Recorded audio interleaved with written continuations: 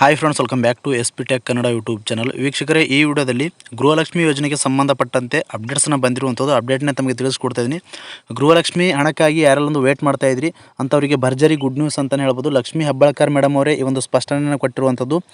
ಬೆಳಗಾವಿಯಲ್ಲಿ ಕಾರ್ಯಕ್ರಮವೊಂದರಲ್ಲಿ ಈ ಒಂದು ಮಾಹಿತಿನ ತಿಳಿಸಿರುವಂಥದ್ದು. ಹೀಗಾಗಿ ಏನೆಲ್ಲ ಮಾಹಿತಿನ ತಿಳಿಸ್ಕೊಟ್ಟಿದ್ದಾರೆ, ಎಷ್ಟು ಹಣ ಬರುತ್ತೆ, 2 ತಿಂಗಳ ಹಣ ಬರುತ್ತಾ ಅಥವಾ 1 ತಿಂಗಳ ಹಣ ನಿಮಗೆ ಜಮಾ ಆಗುತ್ತಾ, ನೀವೇನೆಲ್ಲ ಡೌಟ್ಗಳನ್ನು ಕಮೆಂಟ್ಗಳ ಮೂಲಕ ಮಾಹಿತಿನ ಕೇಳಿದ್ರಿ, ಎಲ್ಲದ್ರ ಬಗ್ಗೆಯೂ ಕೂಡ ವಿವರವಾಗಿ ತಮಗೆ ಈ ವಿಡಿಯೋದಲ್ಲಿ ಮಾಹಿತಿನ ತಿಳಿಸ್ಕೊಡ್ತಾ ಇದ್ದೀನಿ. ಮತ್ತು ಇನ್ನೂ ಯಾರು ನಮ್ಮ ಒಂದು ವಿಡಿಯೋಗೆ ಲೈಕ್ ಮಾಡಿಲ್ಲ ಅಂತಂದರೆ ವಿಡಿಯೋ ನೋಡುವಂಥ ಪ್ರತಿಯೊಬ್ಬರು ಕೂಡ ವಿಡಿಯೋಗೆ ಲೈಕ್ ಮಾಡಿ. ವಿಡಿಯೋಗೆ ಲೈಕ್ ಮಾಡಿದ ತಕ್ಷಣ ಹೈಪನ್ನೋ ಆಪ್ಷನ್ ಕೂಡ ಬರುತ್ತೆ, ಹೈಪನ್ನೋ ಆಪ್ಷನ್ ಕೂಡ ಕ್ಲಿಕ್ ಮಾಡಿ.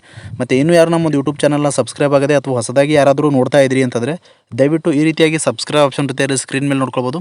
ಸಬ್ಸ್ಕ್ರೈಬ್ ಆಪ್ಷನ್ ಮೇಲೆ ಕ್ಲಿಕ್ ಮಾಡಿ. ಸಬ್ಸ್ಕ್ರೈಬ್ ಆಪ್ಷನ್ ಮೇಲೆ ಕ್ಲಿಕ್ ಮಾಡಿದ ನಂತರ ಮತ್ತೆ ಒಂದು ಸಾರಿ ಸಬ್ಸ್ಕ್ರೈಬ್ ಆಪ್ಷನ್ ಮೇಲೆ ಕ್ಲಿಕ್ ಮಾಡಿ, ಅಲ್ಲಿ ಆಲ್ ಅನ್ನೋ ಆಪ್ಷನ್ನ ಸೆಲೆಕ್ಟ್ ಮಾಡ್ಕೊಳ್ಳಿ. ಈ ರೀತಿ ಮಾಡೋದ್ರಿಂದ ಮುಂದೆ ನಾವು ಯಾವುದೇ ರೀತಿಯಾಗಿರ್ತಕ್ಕಂಥ ಹೊಸ ಮಾಹಿತಿಗಳು, ಹೊಸ ವೀಡಿಯೋಗಳು, ಸಾರ್ವಜನಿಕರಿಗೆ ಉಪಯುಕ್ತವಾಗುವಂಥ ಮಾಹಿತಿಗಳು ನಮ್ಮ ಒಂದು ಯೂಟ್ಯೂಬ್ ಚಾನಲ್ ಮೇಲೆ ಅಪ್ಲೋಡ್ ಮಾಡಿದರೆ ನಿಮಗೆ ಮೊದಲಿಗೆ ನೋಟಿಫಿಕೇಶನ್ ಬರುತ್ತೆ. ನೋಟಿಫಿಕೇಶನ್ ಕ್ಲಿಕ್ ಮಾಡೋ ಮುಖಾಂತರವಾಗಿ ಹೊಸ ಮಾಹಿತಿಗಳನ್ನು ನೀವು ಮೊದಲು ಪಡೆದುಕೊಳ್ಬೋದು ಅಂತ ಹೇಳ್ತಾ, ಬನ್ನಿ ವೀಕ್ಷಕರೇ, ಗೃಹಲಕ್ಷ್ಮಿ ಹಣದ ಬಗ್ಗೆ ಲಕ್ಷ್ಮೀ ಹೆಬ್ಬಾಳ್ಕರ್ ಮೇಡಮ್ ಅವರು ಏನಂತ ಸ್ಪಷ್ಟನೆ ಮತ್ತು ಗುಡ್ ನ್ಯೂಸ್ನ ಕೊಟ್ಟಿದ್ದಾರೆ ಅಂತ ತಿಳಿಸ್ಕೊಡ್ತೀನಿ. ಬನ್ನಿ ವಿಡಿಯೋನ ಶುರು ಮಾಡೋಣ.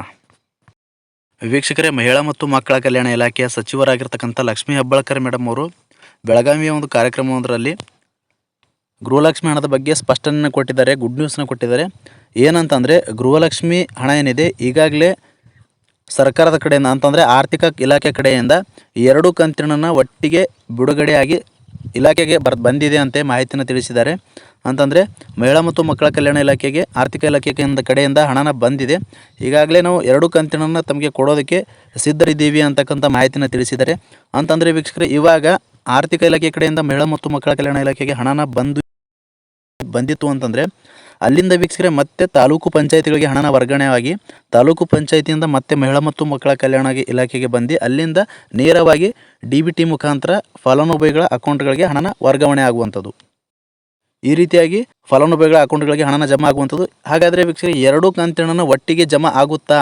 ಹಾಗಾದರೆ ಈ ಒಂದು 2 ಕಂತಿನ ಯಾವ ತಿಂಗಳದು ಏನು ಇವಾಗ ಪೆಂಡಿಂಗ್ ಇರುವಂಥ ಫೆಬ್ರವರಿ ಮತ್ತು ಮಾರ್ಚ್ ತಿಂಗಳು ಹಣನ ಇದೇನಾ ಅಂತ ಕೆಲವು ನಿಮಗೆ ಡೌಟ್ ಬರ್ಬೋದು. ವೀಕ್ಷಕರೇ, ಇದ್ರ ಬಗ್ಗೆ ಸರ್ಕಾರದಿಂದ ಅಂದರೆ ಇಲಾಖೆ ಕಡೆಯಿಂದ ಯಾವುದೇ ರೀತಿಯಾಗಿರ್ತಕ್ಕಂಥ ಮಾಹಿತಿನ ತಿಳಿಸಿಲ್ಲ. ನಾವು ಪೆಂಡಿಂಗ್ ಹಣನೇ ಬಿಡುಗಡೆ ಮಾಡ್ತಾ ಇದ್ದೀವಿ 2 ಕಂತಿನ ಹಣ ಅಂತ ಲಕ್ಷ್ಮೀ ಹೆಬ್ಬಾಳ್ಕರ್ ಮಾಡೋರು ಸ್ಪಷ್ಟವಾಗಿ ತಿಳಿಸಿಲ್ಲ. ಹೀಗಾಗಿ ವೀಕ್ಷಕರೇ, 2 ಕಂತಿನ ಒಟ್ಟಿಗೆ ಬಿಡುಗಡೆ ಮಾಡಿದ್ರು ಅಂದರೆ ಇವಾಗ ಬರಬೇಕಾಗಿರುವಂಥದ್ದು ಏನು ಫೆಬ್ರವರಿ ಮತ್ತು ಮಾರ್ಚ್ ತಿಂಗಳದು ಪೆಂಡಿಂಗ್ ಇದೆ ಹಣನ, ಆ ಒಂದು ಹಣನೇ ಅಂತ ತಿಳಿದುಕೊಳ್ಬೋದು. ಯಾಕೆ ಅಂತಂದರೆ 2 ಕಂತಿನ ಒಟ್ಟಿಗೆ ಬಿಡುಗಡೆ ಮಾಡ್ತಾ ಇದ್ದಾರೆ.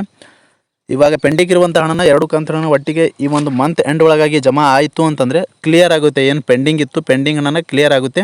ಇವಾಗ ಮತ್ತೆ 25ನೇ ಕಂತಿನದಿಂದ ಏನು ಬರಬೇಕಾಗಿರುವಂಥ ಹಣನ ಅದನ್ನು ಕೂಡ ಜಮಾ ಆಗ್ತಾ ಹೋಗುತ್ತೆ ವೀಕ್ಷಕರೇ. ನೆಕ್ಸ್ಟ್ ಇದಾದಮೇಲೆ ಇನ್ನೂ ಕೆಲವೊಂದಿಷ್ಟು ಜನರು ಏನಂತ ಕಮೆಂಟ್ಗಳನ್ನು ಮಾಡ್ತಾಯಿದ್ರು ಅಂತಂದರೆ, ನಮ್ಮದು BPLಯಿಂದ APLಗೆ ಕನ್ವರ್ಟ್ ಆಗಿದ್ದೆ ಕಾರ್ಡ್, ನಮಗೆ ಗೃಹಲಕ್ಷ್ಮಿ ಹಣ ಬರುತ್ತಾ ಇಲ್ವಾ ಅಂತ ಕೆಲವೊಬ್ಬರು ಕಮೆಂಟ್ ಮಾಡಿದರು. ಇದ್ರ ಬಗ್ಗೆ ತಮಗೆ ಮಾಹಿತಿನ ತಿಳಿಸ್ಕೊಡೋದಾದರೆ, ಯಾರದೆಲ್ಲ BPLಯಿಂದ APLಗೆ ಕನ್ವರ್ಟ್ ಆಗಿದೆ ಅಂಥವರಿಗೆ ಬರುತ್ತಾ ಬರಲ್ವಾ ಅಂತ ಹೇಳೋದಾದರೆ, ಇದ್ರ ಬಗ್ಗೆ ವೀಕ್ಷಕರೇ, ನಿಮ್ಮದು ಏನಾದರೂ ನೀವು ಆದಾಯ ತೆರಿಗೆಗಳನ್ನು ಕಟ್ತಕ್ಕಂಥವ್ರಾಗಿದ್ದರೆ ನಿಮಗೆ ಗೃಹಲಕ್ಷ್ಮಿ ಹಣ ಬರೋದಿಲ್ಲ ಅಂತ ಸ್ಪಷ್ಟವಾಗಿ ತಿಳಿಸಿದ್ದಾರೆ. ನಿಮ್ಮದು ಅನರ್ಹತೆ BPL ಕಾರ್ಡ್ನ ಪಡೆಯೋದಕ್ಕೆ ನೀವು ಅರ್ಹರಲ್ಲ ಅಂತಂದರೆ ನೀವು ಸರ್ಕಾರಿ ನೌಕರರಾಗಿರ್ಬೋದು ಅಥವಾ ಹೆಚ್ಚಾಗಿ ಭೂಮಿಗಳನ್ನು ಹೊಂದಿರತಕ್ಕಂಥವ್ರಾಗಿರ್ಬೋದು, ಕಾರ್ಗಳನ್ನು ಹೊಂದಿರತಕ್ಕಂಥವ್ರು ಆಗಿರ್ಬೋದು.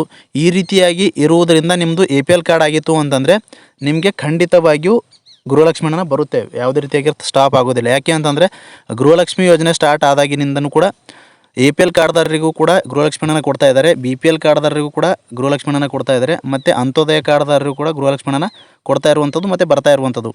ಹೀಗಾಗಿ ಯಾರೆಲ್ಲ ಒಂದು ಆದಾಯ ತೆರಿಗೆಗಳನ್ನು ಕಟ್ತಕ್ಕಂಥವ್ರು, GSTಗಳನ್ನು ಕಟ್ತಕ್ಕಂಥವ್ರಿಗೆ ಮಾತ್ರ ಗೃಹಲಕ್ಷ್ಮಿ ಹಣ ಬರೋದಿಲ್ಲ ಅಂತ ಕ್ಲಿಯರಾಗಿ ತಿಳಿಸ್ಕೊಟ್ಟಿದ್ದಾರೆ.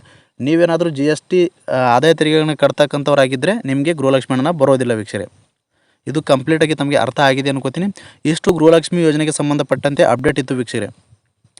ಈಗಾಗಲೇ ಹಣನ ಬಂದಿದೆ ಅಂತಂದರೆ ಇನ್ನೂ ವೀಕ್ಷಕರೇ, ಇನ್ನೂ 15 ದಿನಗಳವರೆಗೆ ಒಂದು ಟೈಮ್ನ ಬೇಕಾಗುವಂಥದ್ದು. ಯಾಕೆ ಅಂತಂದರೆ ಇವಾಗ ಎಲ್ಲವೂ ಕೂಡ ವೆರಿಫೈ ಆಗಬೇಕಾಗುತ್ತೆ.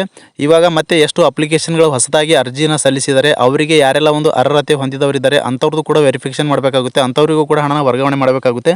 ಹೀಗಾಗಿ ಎಲ್ಲವೂ ಕೂಡ ಲಿಸ್ಟ್ನ ರೆಡಿ ಮಾಡ್ಕೊಳ್ಬೇಕಾಗುತ್ತೆ. ಅದಾದ ನಂತರ ಎಲ್ರಿಗೂ ಕೂಡ ನೇರವಾಗಿ DBT ಮುಖಾಂತರ ಹಣನ ವರ್ಗಾವಣೆ ಆಗೋಕ್ಕೆ ಇನ್ನೂ ಕೂಡ ಒಂದು 15 ದಿನಗಳವರೆಗೂ ಕೂಡ ಟೈಮ್ನ ಬೇಕಾಗುವಂಥದ್ದು. ಎಲ್ರಿಗೂ ಕೂಡ ಹಣನ ಜಮಾ ಆಗಬೇಕಾಗುತ್ತೆ. ಅದರಲ್ಲಿ ಮತ್ತು ಇವಾಗ 3 ಹಂತಗಳಲ್ಲಿ ಹಣನ ಬಿಡುಗಡೆ ಮಾಡ್ತಾ ಇದ್ದಾರೆ. ಮೊದಲನೇ ಹಂತದಲ್ಲಿ ಒಂದಿಷ್ಟು ಫಲಾನುಭವಿಗಳಿಗೆ, ಮತ್ತು ಎರಡನೇ ಹಂತದಲ್ಲಿ ಒಂದಿಷ್ಟು ಫಲಾನುಭವಿಗಳಿಗೆ, ಮತ್ತು ಮೂರನೇ ಹಂತದಲ್ಲಿ ಒಂದಿಷ್ಟು ಫಲಾನುಭವಿಗಳಿಗೆ, ಈ ರೀತಿಯಾಗಿ ಹಣನ 3 ಹಂತಗಳಲ್ಲಿ ಬಿಡುಗಡೆ ಮಾಡ್ತಾ ಇರುವುದರಿಂದ ಡಿಲೇ ಆಗ್ತಾ ಇದೆ ವೀಕ್ಷಕರೇ. ಇಷ್ಟು ಗೃಹಲಕ್ಷ್ಮಿ ಹಣದ ಬಗ್ಗೆ ತಮಗೆ ಏನೆಲ್ಲ ಅಪ್ಡೇಟ್ಸ್ಗಳು ಬಂದಿವು ಎಲ್ಲವೂ ಕೂಡ ವಿವರವಾಗಿ ತಮಗೆ ಮಾಹಿತಿಯನ್ನು ತಿಳಿಸ್ಕೊಡ್ತೀನಿ. ಸ್ವತಃ ಲಕ್ಷ್ಮೀ ಹೆಬ್ಬಾಳ್ಕರ್ ಮೇಡಮ್ ಅವರೇ ಈ ಒಂದು ಸ್ಪಷ್ಟನೆ ಮಾಹಿತಿಯನ್ನು ನೀಡಿರುವಂಥದ್ದು. ಈಗಾಗಲೇ ಸರ್ಕಾರದ ಕಡೆಯಿಂದ 2 ಕಂತಿನ ಬಿಡುಗಡೆ ಆಗಿದೆ ಅಂತೆ. ಇವಾಗ ಯಾವಾಗಿನಿಂದ ಇನ್ನೂ ಫಲಾನುಭವಿಗಳಿಗೆ ಜಮಾ ಆಗುತ್ತೆ ಅಂತ ವೇಟ್ ಮಾಡಬೇಕಾಗುತ್ತೆ ವೀಕ್ಷಕರೇ. ಅದ್ರ ಬಗ್ಗೆ ಅಪ್ಡೇಟ್ ಸಿಕ್ಕರೆ ನಾನು ಖಂಡಿತವಾಗಿಯೂ ದಿನಾಂಕನೂ ಕೂಡ ತಮಗೆ ಮುಂದಿನ ವಿಡಿಯೋದಲ್ಲಿ ತಮಗೆ ತಿಳಿಸ್ಕೊಡ್ತೀನಿ ಅಂತ ಹೇಳ್ತಾ, ಈ ಒಂದು ವಿಡಿಯೋ ಉಪಯುಕ್ತ ಆಗಿದ್ದರೆ ದಯವಿಟ್ಟು ವಿಡಿಯೋಗೆ ಲೈಕ್ ಮಾಡಿ, ಈ ಒಂದು ವಿಡಿಯೋನ ಎಲ್ಲ ಕಡೆ ಶೇರ್ ಮಾಡಿ ಅಂತ ಹೇಳ್ತಾ, ಫ್ರಮ್ ಬಿಗಿನಿಂಗಿಂದ ಎಂಡ್ವರೆಗೂ ಈ ಒಂದು ವಿಡಿಯೋನ ಮಿಸ್ ಮಾಡದೆ ಕಡೆ ತನಕ ವಾಚ್ ಮಾಡಿದಂಥ ಪ್ರತಿಯೊಬ್ಬರಿಗೂ ಕೂಡ ಹೃದಯಪೂರ್ವಕ ಧನ್ಯವಾದಗಳು. ಮತ್ತೆ ಇದೇ ರೀತಿಯಾಗಿರ್ತಕ್ಕಂಥ ಮಾಹಿತಿಯೊಂದಿಗೆ ಭೇಟಿಯಾಗ್ತಿರೋಣ. ಅಲ್ಲಿವರೆಗೂ ನಮಸ್ಕಾರ.